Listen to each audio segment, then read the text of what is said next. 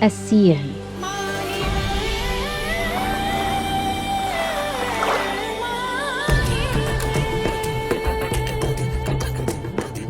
A dynamic region of 10 Southeast Asian nations where socio-economic progress abounds. As the community becomes more connected, millions of migrant workers are moving across borders to seek better opportunities. In 2020, 7.1 million ASEAN skilled workers and those in elementary occupations migrated for work within the region. Significantly, half of this number are women looking for newer opportunities, overcoming any challenges in the hope of taking their families out of poverty and provide them a better future. Working in plantations, construction sites, factories, farmlands, fishing waters, households, and many other places, migrant workers in ASEAN provide significant contributions to the economy and society of destination countries along with the countries of origin. When done safely, with order and dignity, migration of ASEAN people to work provides better opportunities, decent work, professional and skills development, and opportunities for men and women in places where they may not get decent jobs in their communities. This is why labor migration continues to be the preferred option by many. Recognizing the importance of migrant workers and the responsibility to ensure a safer and fairer labor migration for all, ASEAN leaders signed the ASEAN Consensus on the Protection and Promotion of the Rights of Migrant Workers in November 2017. This manifests the strong will and commitment of the region to uphold the rights of migrant workers as well as the obligations of both countries of origin and destination.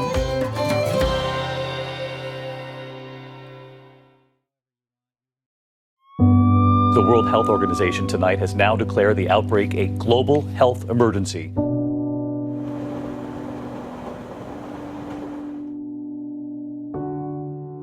When the COVID-19 pandemic in 2020 shook the world, it affected every single human being beyond the imaginable. Among those who were affected the most are the migrant workers, especially women, workers in informal and dangerous occupations whose vulnerable conditions became even more apparent amidst this global health, economic, and social crisis. Women migrant workers have been particularly at risk of increased violence, abuse, and exploitation. Cases of violence increased. Helplines received a volume of calls. Many women migrant workers found it more difficult to seek help, and some also found themselves trapped at home and their workplace with perpetrators due to lockdowns and restrictions of movement. Living through the impact of this difficult time results in the desperation of many to get to work where it is available, regardless of its nature, cost of employment, and the means of getting there. At the helm of exploiting this situation are the illegal and unethical practices of recruitment agents, brokers, and sub-agents who are also making the situation doubly challenging for job seekers, especially in social media. These and more unlawful hiring methods seem to have mushroomed now more than ever. The commitment to promote and protect migrant workers like you from exploitation, especially women and those in dangerous occupations, in ASEAN continues. Crucial to realizing that vision is ensuring all migrant workers, members of their families and communities, have access to relevant and updated information about the correct migration process, essential legal documents, and where to seek help if you experience violence, abuses, and exploitation. After all, working abroad has never been easy, but knowing what is right from wrong is very empowering for every migrant worker and their left behind family members in this long and oftentimes complex journey.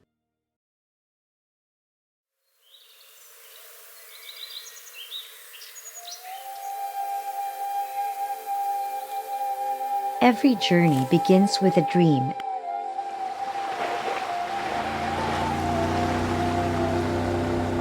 And the questions, why not? Maybe I can.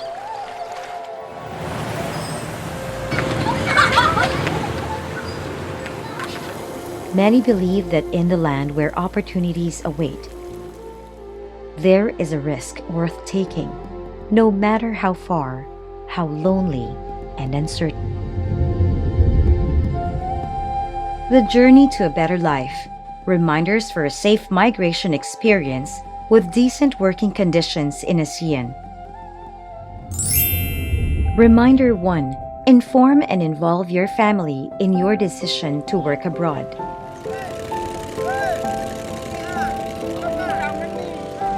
Working abroad is a big change not only to you, but also to your loved ones. It is important to discuss and decide as a family your plans and possible changes throughout the time that you will be apart from them. It is also important to be aware of the risks you may face and where to seek help once abroad. Your family has a role in this process. Plan together how your earnings from overseas work will be used. Write down your financial goals. Identify how much money should be sent back home each month and set aside money for savings and investments. Planning and saving smart today prepares you and your family for the future. Reminder 2. Make an informed decision.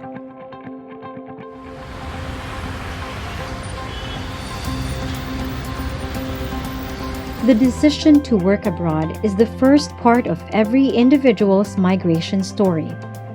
Each step is equally important, which is why proper orientation and guidance are a must. Based on the ASEAN consensus, it is your right as a migrant worker to know matters about your employment and employment-related conditions. All countries of origin conduct mandatory pre-departure orientations to educate and guide aspiring job seekers to make informed decisions. Specialized pre-employment and post-arrival or on-site education programs are also available in selected countries. In these orientations, you will get to know about the country and relevant labor laws related to hiring and selection requirements, workers' documentation procedures, preparations before departure, new screening systems, health protocols, quarantine requirements, and etc. Modus operandi of illegal recruiters both in countries of origin and destination. The diverse culture of the countries of destination and work environment. Occupational health and safety. Adaptation to crisis situations, and other important reminders including your arrival procedure. Typically, these pre-employment, pre-departure, and post-arrival orientations would last for hours or days. Attendance at these specialized orientations is extremely important for migrant workers to have realistic expectations and an informed decision that leads to their preparedness and safety. Migrant Worker Resource Centers, or MRCs, found in ASEAN member states are places where job seekers can visit and get information about working in any ASEAN country. At these centers, migrant workers like you can also seek advice and legal assistance in filing complaints when faced with recruitment or employment-related abuses and exploitation. If the MRC cannot assist an individual, such as in cases of violence against women migrant workers, they can refer the worker to other organizations that offer specialized help. If you have any questions, you may raise them during the orientation seminars or contact the relevant service providers such as your country's labor department, recruitment agency, CSOs or NGOs, and Migrant Worker Resource Center or MRCs, either through their hotline, website, or Facebook page and other social media platforms. Other trusted sources of information about overseas work are the official websites and social media platforms of individual member states in ASEAN and other concerned groups such as civil society organizations or CSOs or NGOs. Your recruitment agency or direct employer should also give you more information about your employment abroad. Share with your family everything that you have learned from the pre-departure orientation seminar and other reliable sources of information about working in ASEAN. Then, as a family, decide together your plans in realizing that dream of a better life. Reminder 3. Protect yourself. Know about safe and fair migration. A safe and fair overseas work begins the moment a person is offered and has decided to apply for a job abroad. In ASEAN, individuals can apply to private recruitment agencies or PRAs. PRAs are allowed by the government to send qualified workers within the region and are also responsible for the welfare of the workers. People who live in hard-to-reach areas rely on sub-agents or neighbors, friends, family members, and even returning migrant workers in town to refer them to a labor recruiter. Be careful in any of your transactions. Finding employment in any ASEAN country has a process, and there are always legal requirements that you need to comply with. What are these legal documents?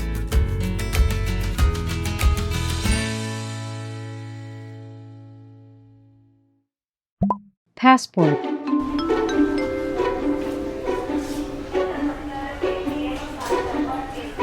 A passport is a little book that proves who you are, your age, and where you are from. Anyone can apply for a passport in your country of origin. With a passport, you are allowed to travel outside your country, and this confirms your right to protection while abroad. Confiscation of passports or any other identity documents is against your right as a migrant worker and international laws. Most employers would say that they would keep your passport for safekeeping, but most of them really keep them to prevent you from running away.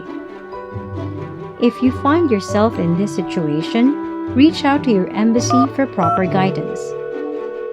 Employment contract. A contract protects the rights of both the worker and the employer by documenting what has been agreed by both parties.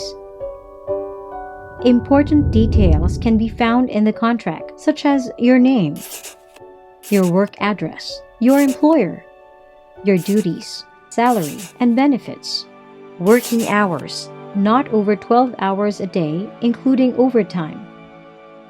How overtime pay is calculated, weekly days off or rest days, including days off on national holidays, leave entitlements, any deductions that are to be made, and details about contract termination and dispute settlement. In some contracts, it includes information about your right to perform your religion, such as praying, not eating pork, drinking alcohol, and many others. For domestic workers, the contract should include key terms of employment such as residential address of the worker, salary, rest day arrangements, and accommodation, whether the worker lives in or lives out the house of the employer. Live-in arrangement means you as a worker live inside your employer's residence. Meanwhile, a live-out arrangement means you live outside the employer's residence. For a live-in setup, the contract should include details about your living condition in the household of the employer. The recruiter or employer should provide you with a copy of the contract to review before you sign anything. It should have a version written in your native language. If it is not, ask that it be translated for you with no additional cost. Remember that you have the right to ask for changes to the employment terms and/or refuse to sign the contract. But what if a recruiter or employer promised to have a formal contract after arriving at the worksite? Never agree to this false promise of having a formal contract upon your arrival at the worksite. A government-approved employment contract is also a requirement for you to get a visa and a work permit. Without this, you are not allowed to enter and work in any country of destination. Visa. A visa permits the person to enter into the country issuing the visa. It is attached or stamped in your passport. There are many types of visas. Most migrant workers receive a temporary visa that allows them to stay in the country for the time that they are employed. Some illegal recruiters will offer you to enter a country on a tourist or visitor visa. Do not accept this offer. You will end up being an irregular or undocumented worker who is vulnerable to abuse. Meanwhile, in most countries of destination, migrant workers like you need to get a working visa, including an entry visa, and a labor permit prior to your departure. Without this, you may be deported upon arrival at your country of destination. Work permit.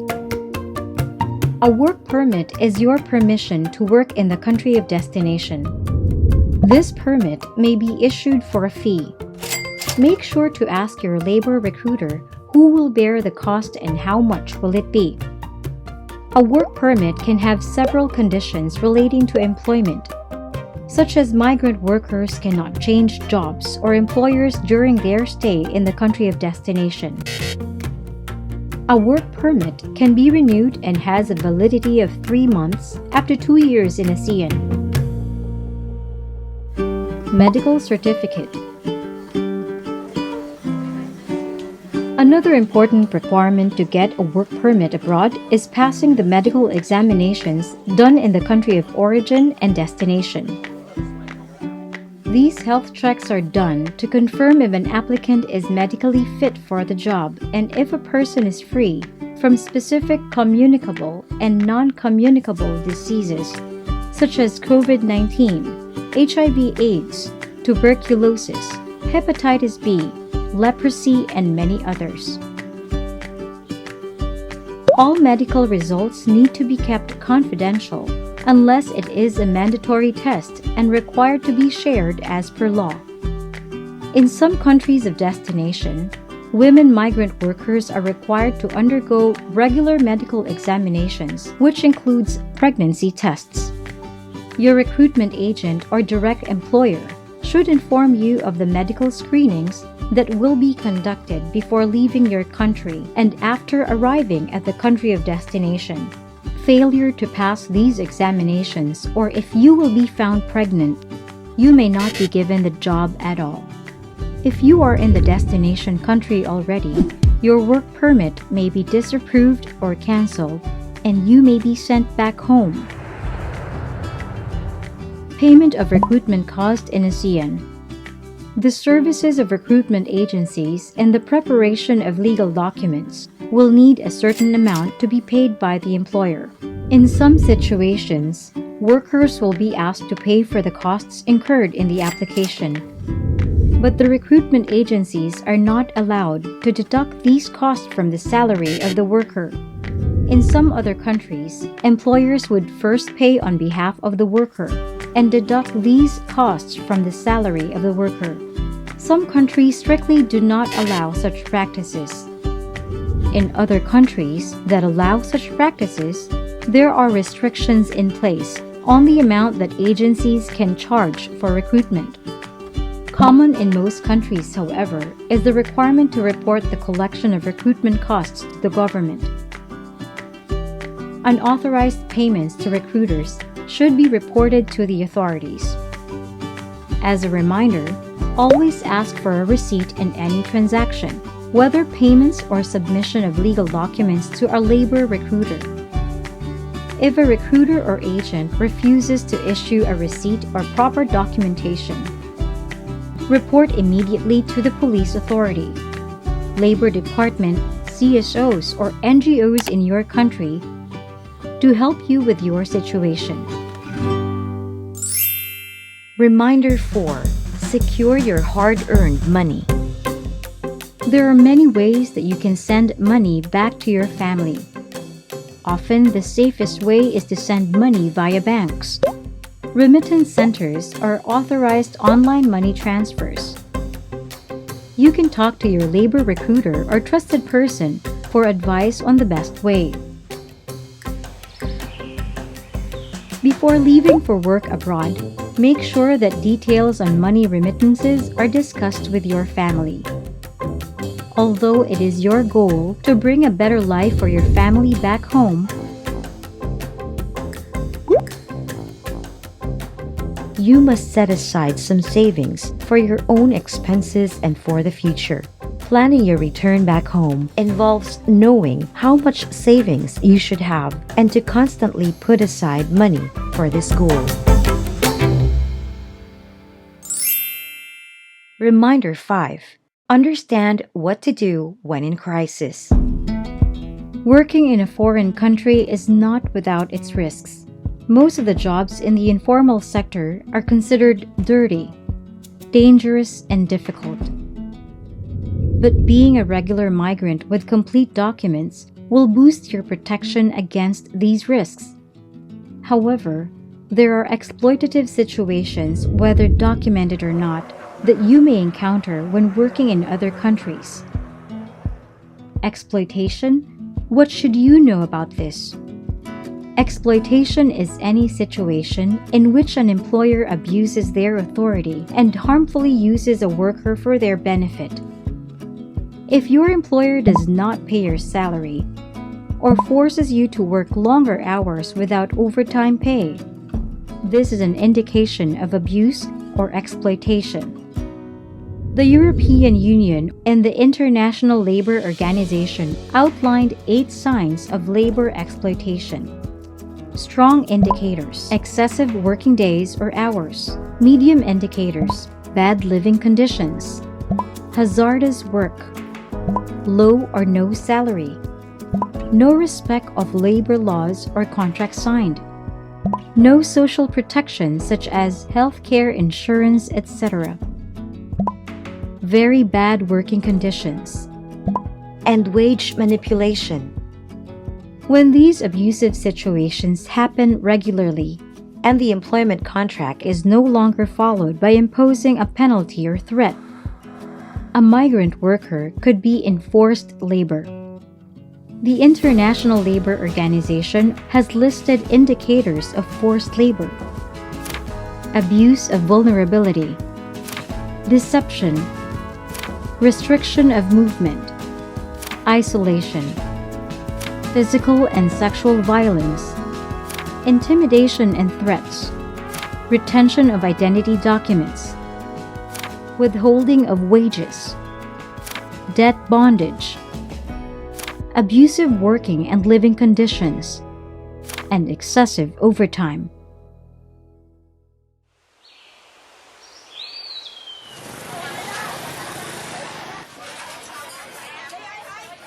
Human trafficking is one of the most dangerous situations you can encounter as a migrant worker, as it leads to extreme forms of exploitation. For women migrant workers, the risk is much greater.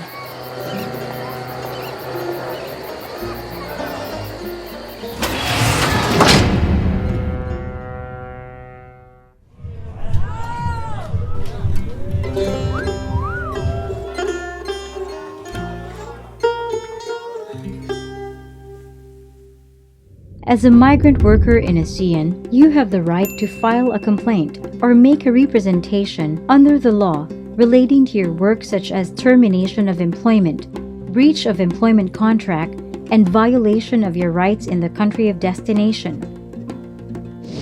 Violence, forced labor, exploitation, and harassment are all punishable under national laws, so you can always seek redress if you face such a situation. If the conditions you are in degrade your dignity and pose a threat to your life and well-being, immediately ask for help from relevant service providers as well as your family, who may also assist in handling your case from home. You may speak to the service providers via their official hotline, website, or by visiting their offices. In addition, some ASEAN countries have launched a system where migrant workers can register their complaints efficiently. When you decide to report and file a complaint, you will be generally required to present the following. Reminder 6. Know your helplines. Some migrant workers fear to ask for help, while others are not aware that such basic rights and mechanisms are in place. But there are support systems or people to guide you while you work abroad. Who are these support systems? Your recruitment agencies or labor recruiters.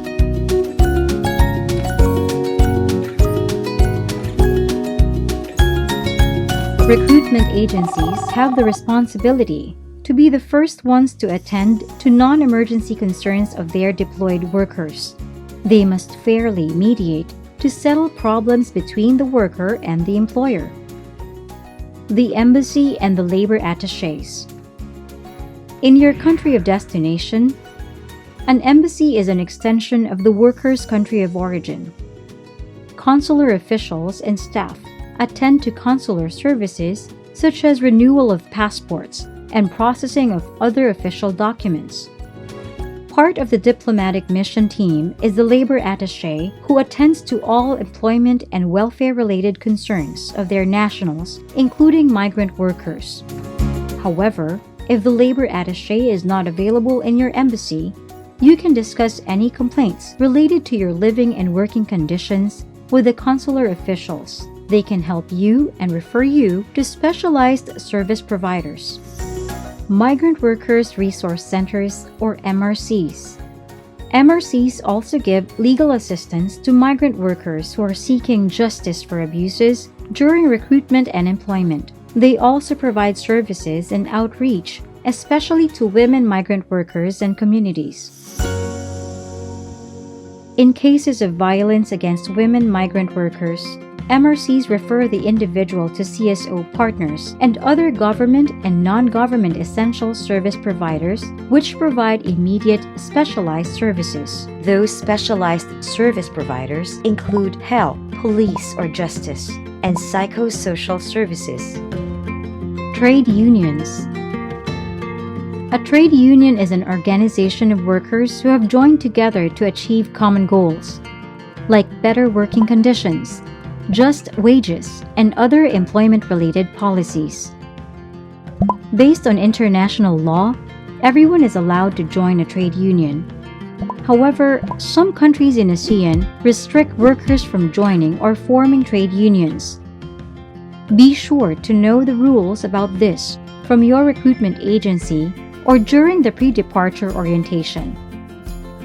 Civil society organizations or CSOs or NGOs.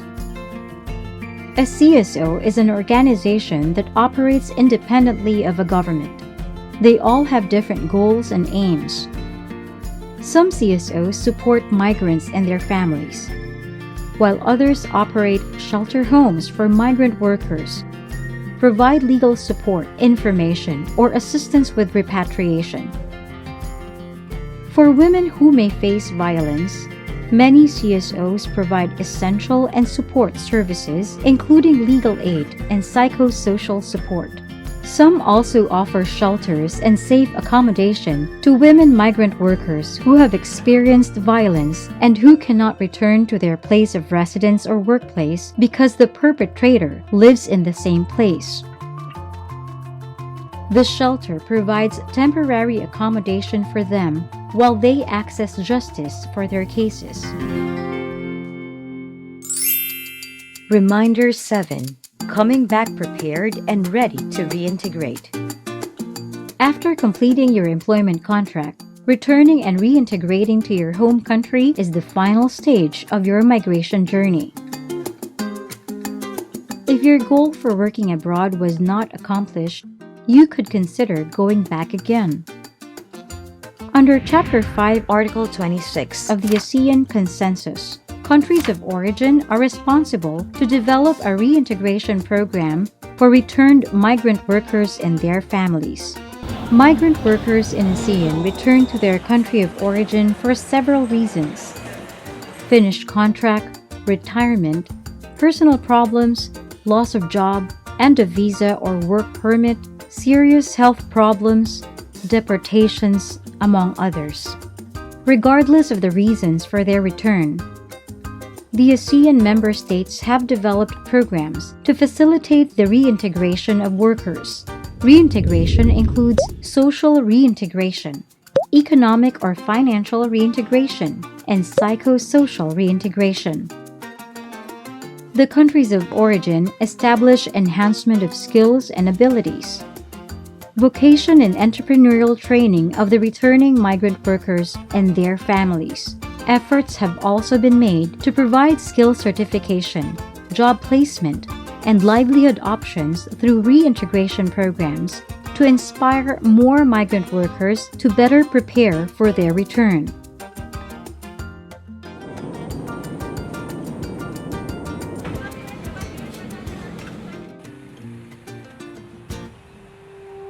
Saya ke Malaysia sih tujuannya kan memperbaiki perekonomian keluarga. Saya kan di perkebunan kelapa sawit. Kalau waktu kita pertama berangkat, syaratnya cuma paspor. Nanti kalau sudah sampai di sana, kita dibikin visa kerja, itu selama 1 tahun. Kalau itu habis, kita baru sambung visa kerja lagi. Kalau pesan dari saya sih, yang mereka mau ke luar negeri, harus pakai dokumen yang lengkap. Soalnya di sana kan banyak yang nggak punya dokumen. Jadi kalau yang nggak punya dokumen, kalau polis masuk, itu kan mereka harus sembunyi, tidurnya tidak boleh di rumah. Karena kalau mereka ketangkap, mereka akan dipidanakan, dihukum penjara biasanya. Kalau tidak kembali, mungkin saya mengembangkan usaha peternakan ini sih. Jadi intinya mau di Indonesia saya berusaha mengembangkan peternakan. From migrant care, they make group of ex-migrant in village. We join together to build an organization of ex-migrant for Kuripan. We look for the potential of our village so we can make development of it to make a better life. Take care baby and clean everything. Very difficult. Itu anak-anak masih kecil, jadi apapun kami terima karena kami butuh. Saat itu belum punya rumah, jadi anak-anak masih kecil sudah beli rumah, finish 2 tahun saya pulang. Kita dari awal 12 September 2014 kita dibentuk satu kelompok. Terus baru Mei dapat pelatihan dari Dinas Pemberdayaan Perempuan, batik. Habis itu juga lainnya membuat stripping, buat itu 1 bulan kemudian. Dan untuk pemerintah sangat promosi kita. Batiknya juga ini batik Wonosobo, setiap 1 minggu ada 1 hari yang pakai batik Wonosobo. Itu karya pembatik Wonosobo. Pesan-pesan saya mau kerja di Singapura, 1 harus legalnya, itu harus daftar yang resmi dari pemerintah agar kita mendapat perlindungan. 2, kita mempunyai keterampilan, terutama keterampilan berbahasa, dan di mana-mana itu bahasa sangat penting. Yang ketiga harus mempelajari di sana kebudayaan dan kebiasaan baik di sana.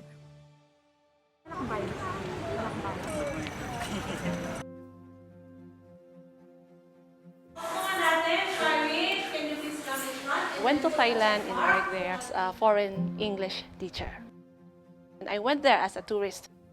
Actually, there's a fear because for tourists, they will be staying there only for 30 days. Actually, I had a mixed emotion that my visa will be ended up very soon. I have to obtain that non-immigrant visa, which is good for 1 year.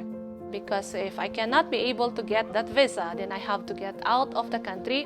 From those experience, ma'am, napansin ko na kailangan talaga ng isang migrant worker na magkaroon ng security. Though mahirap po talaga siyang makuha at the first place, especially entering as a tourist, but then they have to work very hard. benefit that I was able to attain while working there is that I don't have the fear of being questioned by the immigration police simply because I'm holding my non-immigrant visa. I was able to stay and work in Thailand for 7 years. So sabi ko sa sarili ko, meron naman na akong naging karanasan doon sa Thailand na pwede kong dalhin dito sa ating bansa. Kung ano man yung mga magandang nakita kong practices doon, pwede ko ding i-share dito sa ating bansa.